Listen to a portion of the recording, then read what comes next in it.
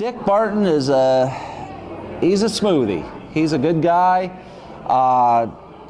There is nothing bad that you can say about Dick Barton. He's a good driver. He just loves to race. I mean, you can see that, and he's a personable guy. I mean, Dick, what can you say? You walk up to Dick, he loves everybody. And I'm gonna tell you what, my favorite driver was Bobby Schnars. At 5 years old, I had a go-kart. It was a red #1. I was a Bobby Schnars fan. And when Dick beat Bobby's record, I was kind of bummed. But I understand things change. I tried racing in 78, 79, and 80. I couldn't race my way off this table. I sucked as a race car driver. I was horrible. 81, I was helping out Chub Frank on the race car. He runs Spectator. He says, hey, you want to help my dad line up cars in the pits? That's when Franks and the Briggses owned the track. He says, hey, you want to help my dad line up cars? I said, yeah, sure, he'll pay you. I'm like, hey, all right. So then I became a pit steward. So in 81, I lined up cadets because Chub runs Spectator. Then when Chub moved up to cadets, I went down and lined up spectators so that people didn't say, oh, you're buddies with this. And I started out in 81 as a pit steward. Worked as a pit steward for a few years, then I became an on-track lineup man, which I saw Smokey, which worked at Lernerville. I saw some of the moves that he made, like the crisscrossing on the track, being splitting the cars on the track, just the hoopla of it. And I liked that part of it. So I thought, man, I can line up cars on the track. Then I became an assistant flagman to Greg Wheeling, which Greg Wheeling is probably one of the greatest flagmen that I know. And he's smart, he's on top of things. I just enjoyed working with Greg. Worked with Greg Wheeling for a year at State Line and Erie's. And then I became Greg's assistant down to Lernerville Speedway. And I liked that. I mean, I like being the assistant. I like just being up on the flag stand. I love to be a showman. I love to be a showboat. And I love the people. I mean, when I walk into a speedway, I try to talk to the people when I see them. I walk in and I'm like, hey, how's it going? How's it going? How's it going? And when you're on the flag stand and you look back into the crowd, you know that there's where the Barton section is. There's where the Scott section is. There's where the Lackey section is. There's where, so-and-so section is. You know what people are going to be sitting where. On the violations, if I'm going to be put on the hot seat, I'm the one that's going to take the brunt of it. I've relied on some other people to make the calls. And early in my career, I relied on a couple people to make the calls. And next thing I know, I come out and I ended up getting burnt because that was totally the wrong call. But when I'm up there and I'm making the call, doggone it, I better be making the call that I'm 100% sure of, because when I walk out of there for the night, I want to be 100% sure that I did the best that I could do at the time that I saw what I saw and had to make the call. Times that Mark and I work together, there's times that I'm ready to make a decision. Mark will grab my arm and say, no, hold off. That's not going to be, like if I'm going to black flag somebody, he's grabbing my arm and pulling it back. It's like, hey, stop.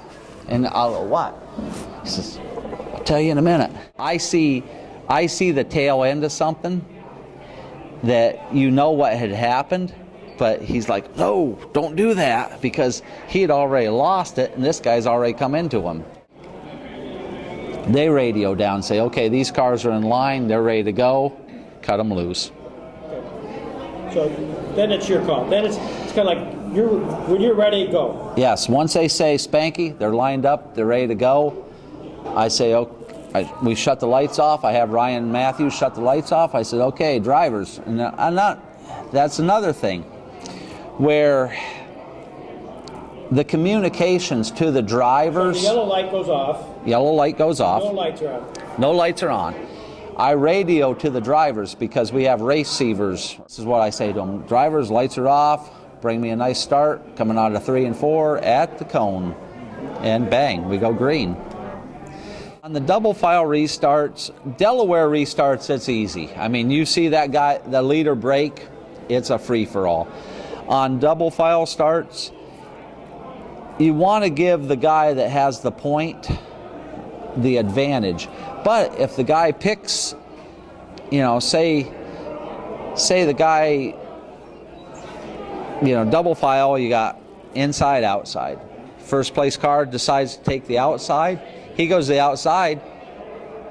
There's a little more grip down on the inside. When they start to go and they crack loose at turn 3, turn 4, I mean, it may look like this guy wants to go, but this guy just picked the wrong lane. He got the loose stuff. So that's where you call it off. I mean, just try to give the guy, not only are you working with the guys on the front point, you got 22 or 24 guys behind him that you've got to be responsible for. Oh, yes. A good guy, Skip Furlow. Probably in the early 90s at Erie's. We called him in the caution. He never stopped, and he comes up on the flag stand and says, "Spanky, I never stopped." I mean, so Skip Furlow. And you've got to have respect. When Skip Furlow comes up on the flag stand, when he parks his car underneath the flag stand and comes up onto the stand itself, and I'm standing on my cement blocks just so I can be as tall as Skip, and Skip's telling you, "Spanky, I never stopped," which was true, but we gathered him up in the caution. I mean, there's a gray area on the, if you stop for a, you know, there's a lot to do. But yeah, Skip Furlow is probably one of the nicest guys that you could ever encounter. And when he's coming up on the flag stand, and his hands are as big as your head, and he says, "Spanky, I never stopped." He's just a good guy. In front of everybody. In front of everybody. I mean, and everybody loves Skip Furlow. Everybody loves Skip Furlow because there's not a bad thing you can ever say about Skip Furlow. One of the things that Franny told me, says, "Spanky, just leave it at the track." And, I mean, it was tough for me as a young, upcoming flagman, wanting to be the best flagman that I could possibly be. It was tough. It was tough to leave it at the track, but I had to because it would just tore me up on the inside. Did I do this? Did I not do this? And if I'm wrong, yeah, doggone it, I'll tell you, "Hey, man, I blew that call. I was wrong." And I've done that before. I've come down to people and said, "Man, I'm sorry, I boned you. You know, it was a bad call on my part. Now that I see it this way." This is what I've always said. On the track, it's business. When you come out, you're just cars and numbers. Off the track, we can be friends, neighbors, and drink a couple beers together.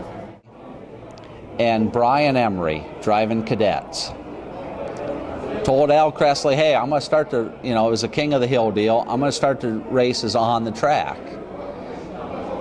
And it's just 2 cars. Next thing I know, somebody was supposed to have told Brian Emery. Well, Brian Emery didn't get the memo.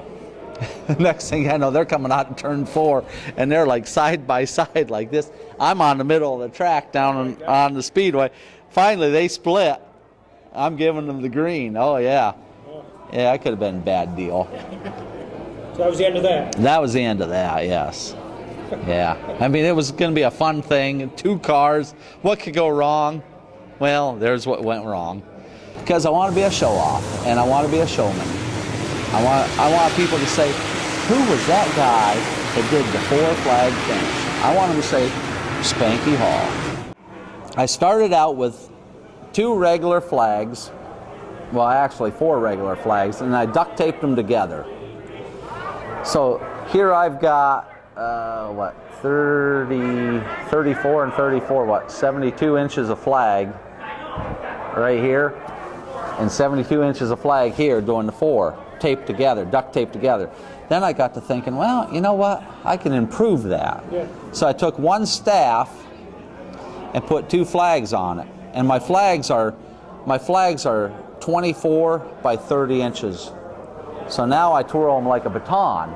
And people say, oh, did you ever twirl a baton in school? And I'm like, no, but I think I've went out with some girls that twirl batons.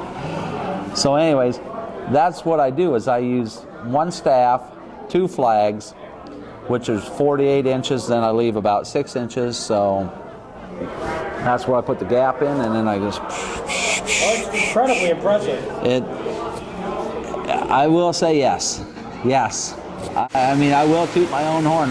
When I watched it on the video there, I'm like, man, that is cool.